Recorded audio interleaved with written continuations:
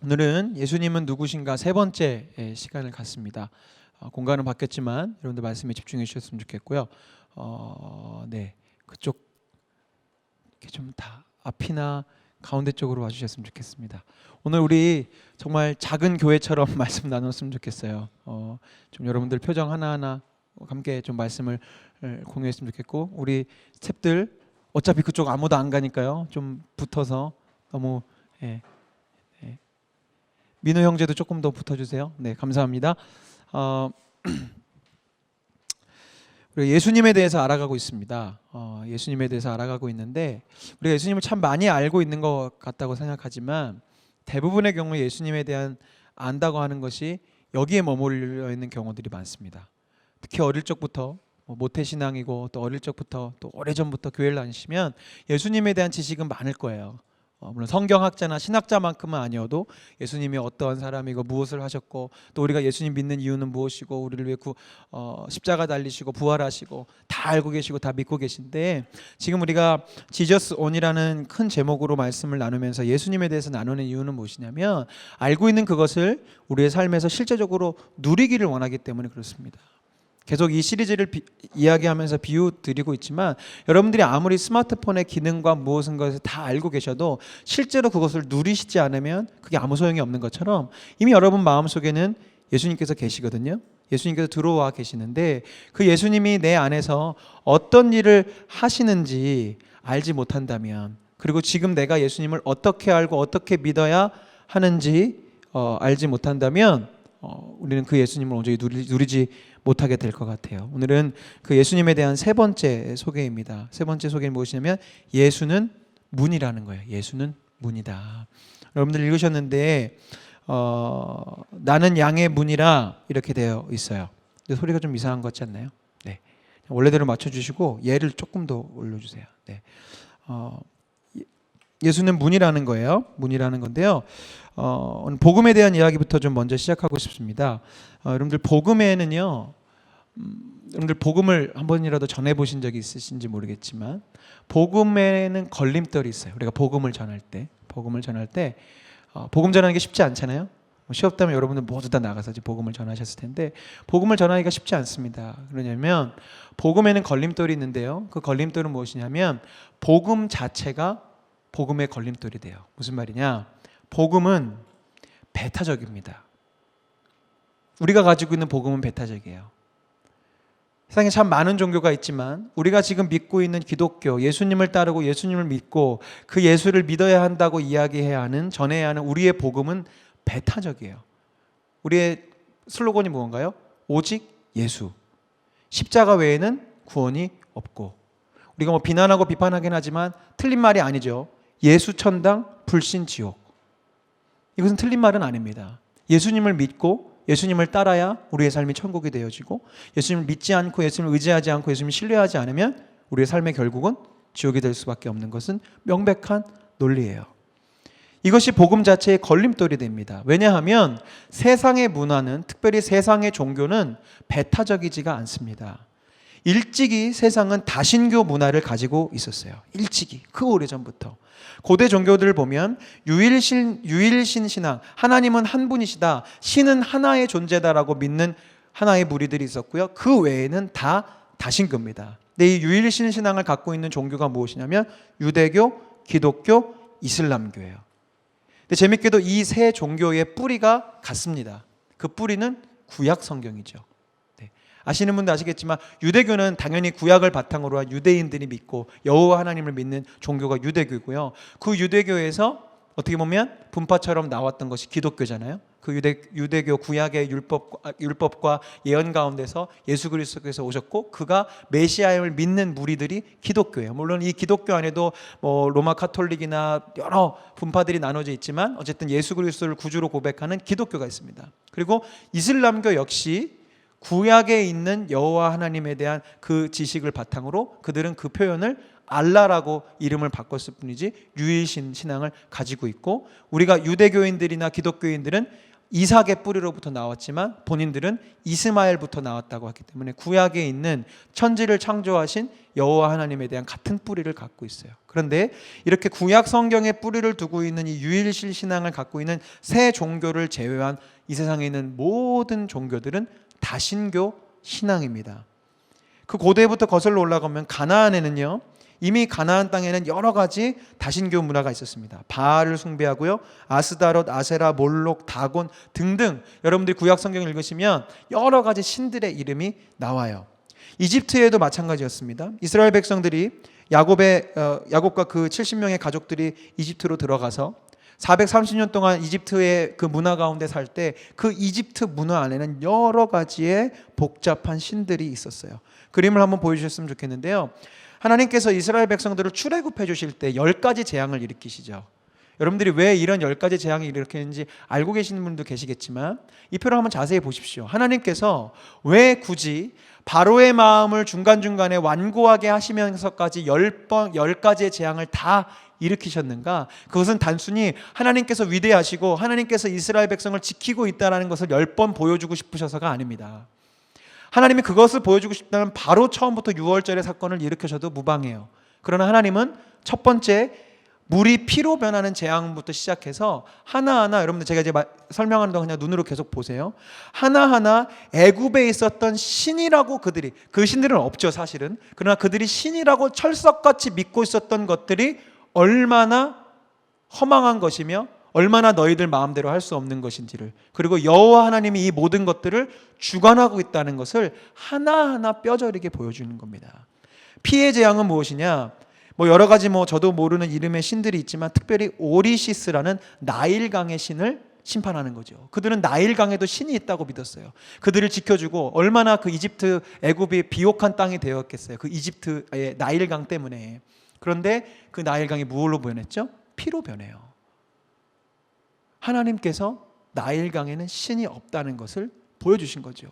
개구리도 마찬가지입니다. 헤케트라는 개구리 형상을 가진 출산과 생명을 상징하는 그들의 신이 그들을 괴롭히는 모습을 보여준 거예요.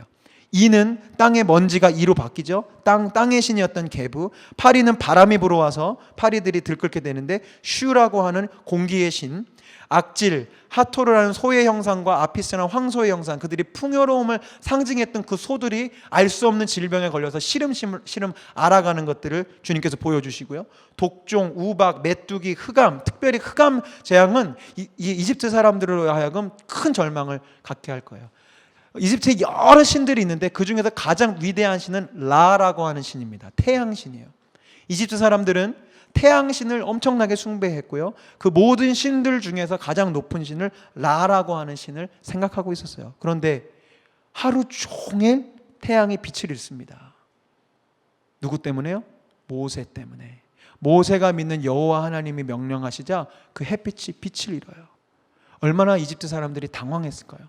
자신들의 신 중에서 제일 세다고 생각하는 그 태양마저도 저 모세가 이야기하는 여호와 앞에서 그냥 무너질 수밖에 없구나. 마지막에 장자를 치시면서 여러 가지 생명과 죽음과 관련된 신들이 그들에게 어떤 영향도 미치지 못한다는 것을 이야기하죠. 물론 오늘 저의 설교가 이 내용을 다 말씀드리는 거 하는 것은 아니지만 이미 이스라엘 백성들은 그 이집트 안에서 다신교 문화를 경험하고 있었어요.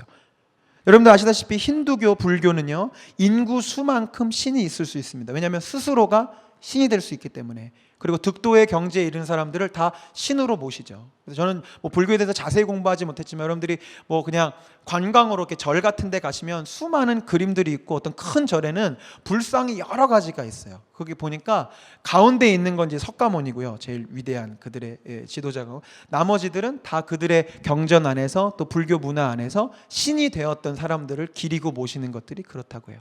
힌두교는 더 많고요.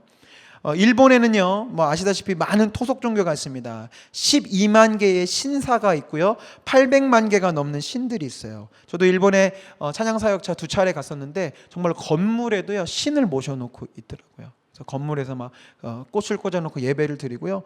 우리 뉴스에 계속 나오지만 야스쿠니 신사 참배를 하느니 마느니 누가 했느니 이런 얘기 많이 나오잖아요. 그것은 뭐냐면 우리한테는 전범들이고요. 전쟁에 일으켰던 그런 전범들인데 그들에게는 전쟁 영웅이거든요.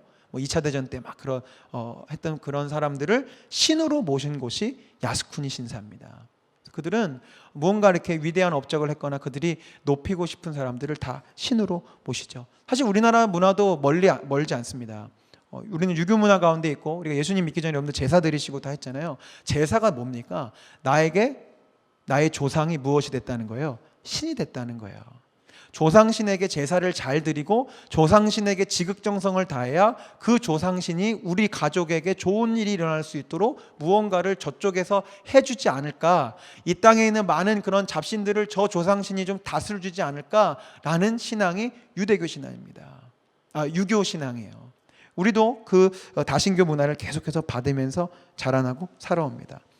특별히 현대 사회는요, 종교라고 말할 수는 없지만 종교일 수밖에 없는 하나의 신앙이 있는데, 그것이 무엇이냐면 포스트 모더니즘 상에서 나 스스로가 신이 될 수 있다라고 이야기하는 신앙입니다. 특별히 뉴에이지 운동이라는 이런 이름으로 시작했는데요, 서양에서는 불교나 명상이나 요가 이런 것들이 굉장히 각광을 받고 있어요. 우리 동양 문화에서는 이미 그런 것들이 있어 왔지만 서양에서는 사실은 유일신 신앙 가운데에서 그들이 뭐 열심히 믿던 그렇지 않던 문화적으로 예수님을 믿던가 어쨌든 그런 하나의 하나님을 믿고 살아왔던 그런 문화 속에서 이 사람들이 동양의 문화와 철학들과 명상 이런 것들을 막 받아들이기 시작하면서, 내가 명상을 하고 내가 득도를 하면 내가 신이 될 수 있겠구나. 이미 오래전부터 불교에서는 이제 해탈의 경제라고 이야기했던 것들이 오늘날 현대사회에서 포스트 모더니즘의 문화와 이런 뉴에이지 운동과 결부되기 시작하면서 내가 무언가 최선의 노력을 다하면 내가 신적인 존재가 될 수 있고 내가 신처럼 이 세상을 살아갈 수 있겠구나라고 이야기해요. 그러면서 점점 세상 문화는 스스로가 신으로 느낄 수 있게끔 자꾸 우리를 자극합니다. 우리가 알게 모르게 우리 많은 청년들이 게임을 하는데요, 뭐 게임 자체가 나쁜 것은 아니지만 게임이 주는 묘미가 무엇이냐면 우리가 무의식적으로 그 게임을 하면서 내 스스로가 무엇이 될 수 있어요? 그 게임 안에서 신이 될 수 있는 거예요. 내 마음대로 무언가를 조작하고 내 마음대로 무언가를 바꾸어낼 수 있는 재미들을 계속해서 우리에게 제공합니다. 영화를 보는 것도 마찬가지죠. 영화를 볼 때 특별히 영웅, 히어로물들이 크게 유행을 하고 있어요. 왜냐하면 영화를 볼 때 늘 우리는 뭐 문학작품이든 예술이든 우리는 감정에 이입되기 마련인데요, 감정에 이입되면서 그 영웅들이 하늘을 날고 신적인 어떤 능력들을 베풀 때 우리 마음속에 카타르시스가 일어납니다. 나는 신 같은 존재가 되고 싶은데 잘 안 되는데 그것은 대리만족을 어디서 느끼는 거예요? 영화에서 느끼는 거예요. 계속해서 세상 문화 우리를 부추깁니다.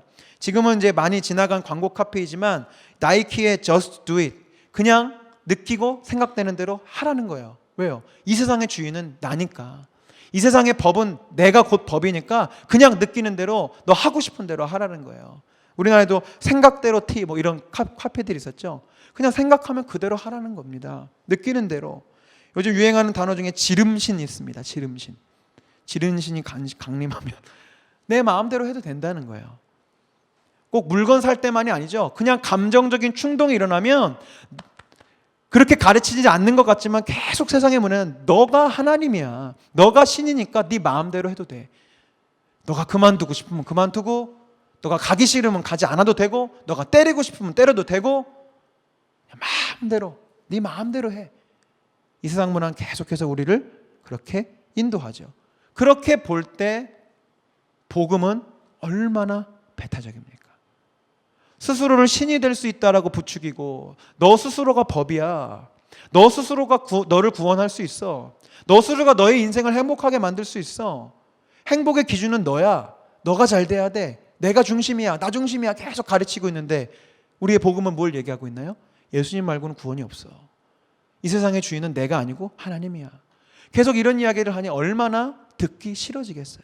얼마나 배타적이겠어요. 내가 살고 있는 지금의 삶이 너무나도 행복하고 천국이라고 생각하는데 예수 믿는 사람들 나타나니 계속 이렇게 얘기하는 거예요. 예수님 믿지 않으면 넌 지옥 갈 수밖에 없어. 다른 얘기지만 여러분들, 왜 우리 그리스도인들이 많은 사람들로부터 공격을 받는지 아십니까? 물론 우리 그리스도인들 중에서, 그리스도인이라고 하는 사람들 중에서 복음대로 살지 못하는 그들의 모습 때문에 질타를 받지만, 왜 유독 불교에 있는 스님들이 잘못했을 때보다 왜 기독교인들이나 목사님이나 어떤 기독교인들이 뭘 잘못했을 때 득달같이 일어날까요? 그 이유는 한 가지입니다. 우리의 복음이 배타적이어서 그래요. 왜냐하면 그들은 늘 증명하고 싶은 거예요. 니들 말에는 너희들만 구원받고 너희들만 천국 간다고 하는데 천국 간다고는 너희들의 모습을 보니 너네들 아니다. 늘 그런 대답을 듣고 싶은 거죠. 왜? 우리의 복음은 늘 배타적이니까 이게 잘못됐다라고 스스로들도 증명하고 싶은 거예요. 그런데 여러분, 오늘 제가 예수님은 문이신 것을 묵상하고 바라보면서 우리의 복음은 여전히 배타적일 수밖에 없다는 것을 생각하게 됐고요. 왜 배타적인지에 대해서 여러분과 나누고 싶었어요. 오늘 본문에서 예수님 말씀하십니다. 문은 하나라는 거예요. 문은 몇 개라고요? 문은 단 하나. 오늘 읽은 본문을 메시지 성경으로 읽어드리겠습니다. 나는 양들이 드나드는 문이다. 나는, 예수님은 다른 사람들은 모두 못된 일을 꾸민다. 그들은 하나같이 양 도둑이다. 우리 예배 헌신자 학교를 하면서 우리가 성막의 디자인을 보면서 하나님 원하신 예배에 대해서 여러분과 나눴었는데요. 그림 한번 보여주시겠어요? 지금 보시면 흐릿하긴 하지만 저게 앞에 좀 흰색 천들이 있는 곳 말고 좀 화려하게 있는 저곳이 성막의 문입니다. 하나님의 임재, 지금 연기가 피어오르고 있는 곳이 지성소라는 곳인데요. 하나님의 구원과 말씀과 은혜가 있는 지성소에 들어가기 위해서 문은 몇 개죠? 하나예요. 하나님은 이미 이 성막에서부터 우리의 구원과 하나님의 복음의 그 원리들을 다 담아내고 계시다고 이미 제가 몇 주 전에 말씀을 드렸습니다. 문이 동서남북에 있으면 얼마나 좋아요. 동서남북으로 이스라엘 지파가 세 지파씩 지금 있거든요. 몇십만 명씩. 그런데 문이 양쪽에 동서사방에 다 있으면 얼마나 예배드리기 편하겠습니까? 그렇죠? 근데 하나님은 편리함을 이야기하지 않으세요. 무조건 문은 동쪽에 하나. 문은 무조건 한 개입니다. 요한복음 14장에 그 동일한 영적인 원리가 기록되어 있죠. 여러분 한번 읽어주시겠어요? 시작.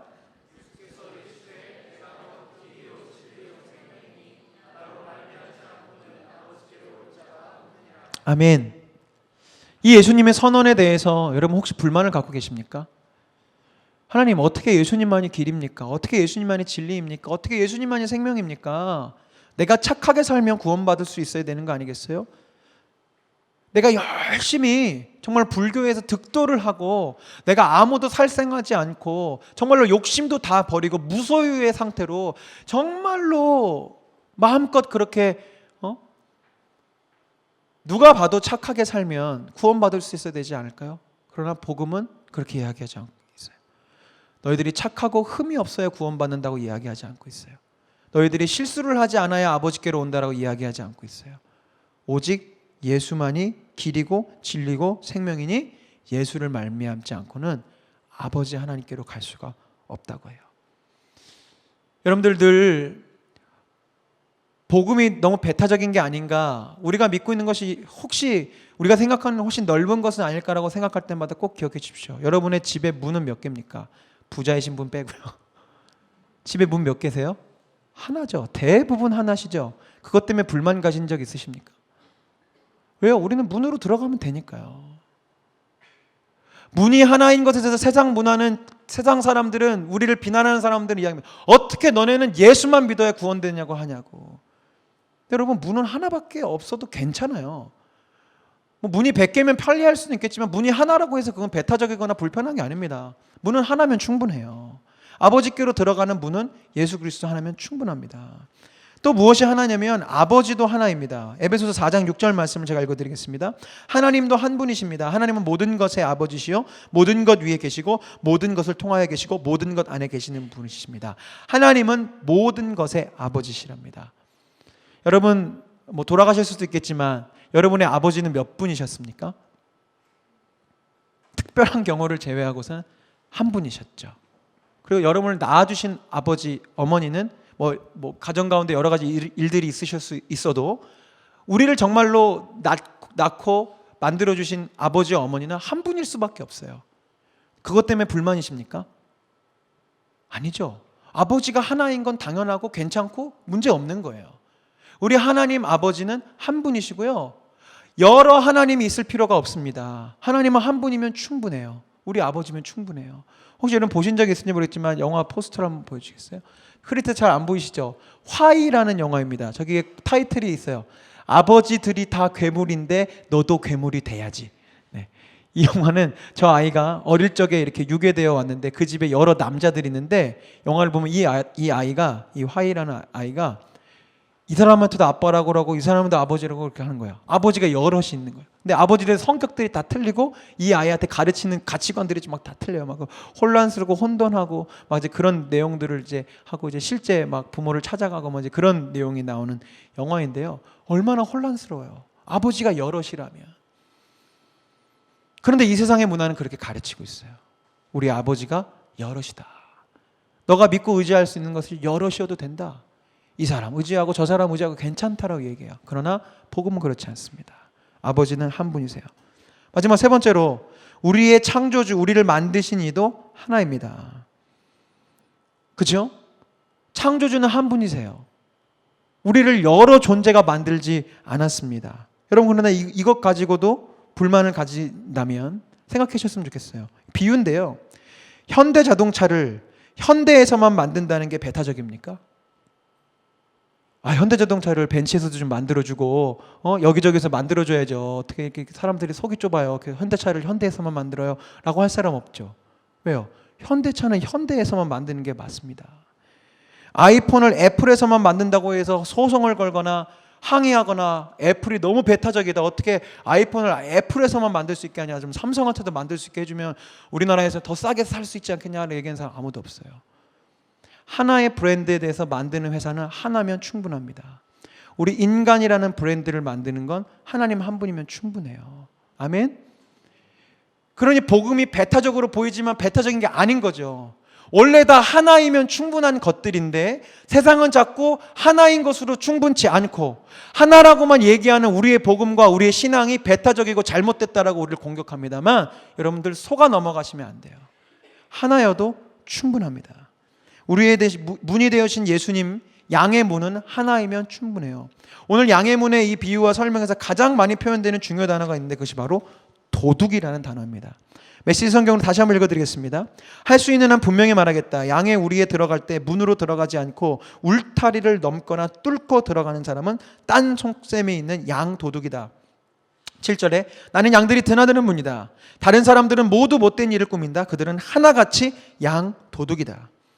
10절 도둑은 오직 훔치고 죽이고 멸망시키려고 올 뿐이다. 내가 온 것은 양들로 참되고 영원한 생명을 얻게 하고 그들이 꿈꾸던 것보다 더 나은 삶을 얻게 하려는 것이다.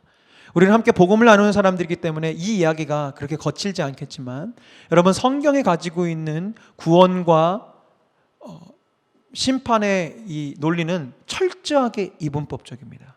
중간이 없어요. 안타깝게도 중간이 없어요. 어느 정도 한 50점 돼서 천국 가가지고 죽어가지고 뭔가 내가 그래도 이렇게 설득해서 갈 수 있는 게 없어요. 둘 중에 하나예요. 우리 지난주 말씀 나눴지만 예수님 빛이시죠. 여기에 불 끄면 여기가 우리 만나교회에서 제일 어두울 수 있습니다. 왜냐하면 창문이 전혀 없기 때문에. 여기는 불을 끄는 순간 어둠입니다. 중간 없어요.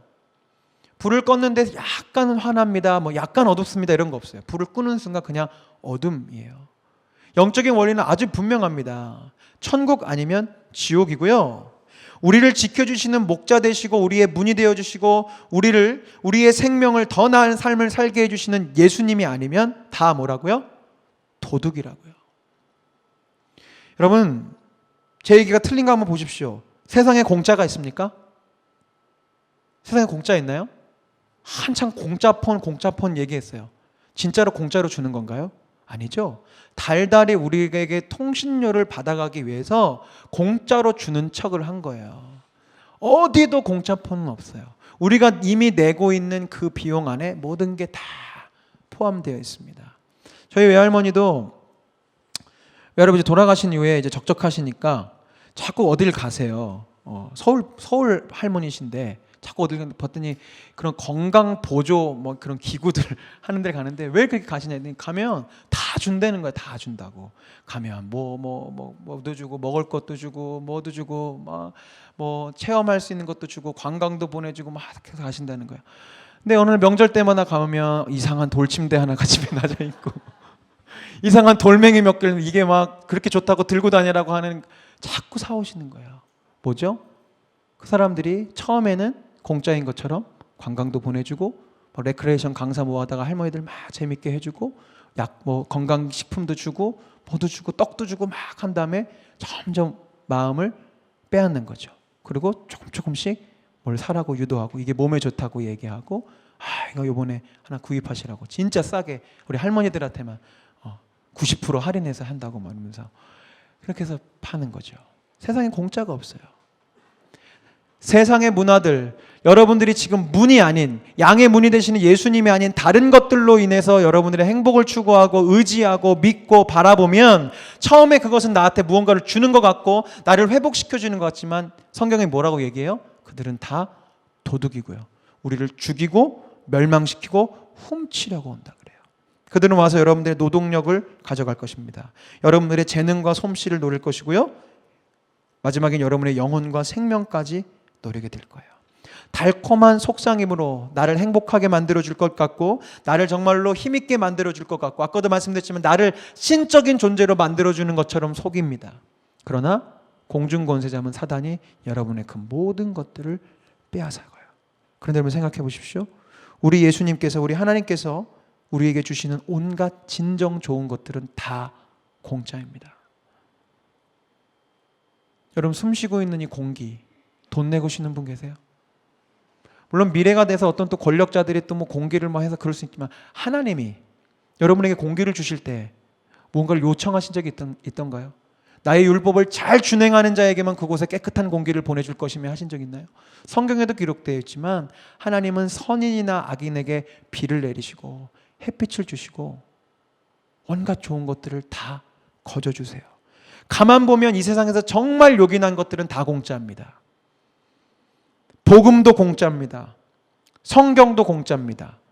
물론 출판회사들이 출판하고 인쇄하는 비용은 받지만 성경에는 저작권료가 없어요. 어디서 성경을 인용했다고 대한성서공회에서 저작권료를 주십시오라고 하지 않습니다. 성경엔 저작권이 없어요. 성경은 하나님의 선물입니다. 이 같은 맥락의 유진 피터슨 목사님이 이 메시지 성경을 본인이 성경 공부를 인도하시면서 어떻게 보면 본인의 저작물인데 이 판권을 다 포기했어요. 왜? 이것의 근원이 어디 있기 때문에 하나님의 말씀에 있기 때문에 본인이 이것을 재해석한 걸로 돈을 벌 이유가 없다는 거죠. 출판사들만 돈을 법니다. 이 유진 피터슨 목사님은 자신은 판권을 전혀 받지 않아요. 성령님, 우리에게 주신 은혜, 하나님 주시는 놀라운 지혜들과 기쁨과 행복 다 공짜입니다. 여러분들이 그것을 돈을 주고 사거나 여러분들이 무언가 노동력을 다해서 무언가를 하나님 앞에 드렸기 때문에 얻어내는 그런 것들이 아니에요. 잘못된 기도원이나 잘못된 신앙이 그런 거 너무 많이 가르쳤지만 그것은 복음적이지 않습니다. 하나님의 은혜는 하나님의 선물은 다 공짜예요. 왜요? 양의 문이 되어주신 예수님의 약속이 있기 때문에 그래요. 우리 양의 문이 되어주시는 주님께서 그 문을 드나드는 자마다 생명을 얻고 꼴을 얻게 하시겠다고 약속하셨기 때문에 하나님은 그 약속을 지키시는 겁니다. 사랑하는 여러분, 우리에게 귀중한 영적인 선물들, 우리가 누릴 수 있는 놀라운 것들이 하나님께 준비되어져 있습니다. 그런데 주님은 이것을 얻을 수 있는 유일한 통로고 유일한 문이고 유일한 길로 무엇을 삼아두셨어요? 예수님으로 삼아두셨어요. 그것을 우리 다른 언어로 중보자라고 이야기합니다. 디모데전서 2장 5절 말씀을 한번 보겠습니다. 여러분 함께 같이 읽었으면 좋겠어요. 시작. 하나님은 한 분이시요 또 하나님과 사람 사이에 중보자도 한 분이시니 곧 사람이신 그리스도 예수라. 하나의 영상을 좀 보여드리고 싶은데요. 중보자가 어떠한 역할을 하는 것인지가 너무 잘 나와 있는 영상이라 이 영상을 마지막으로 보고 말씀을 마무리하도록 하겠습니다.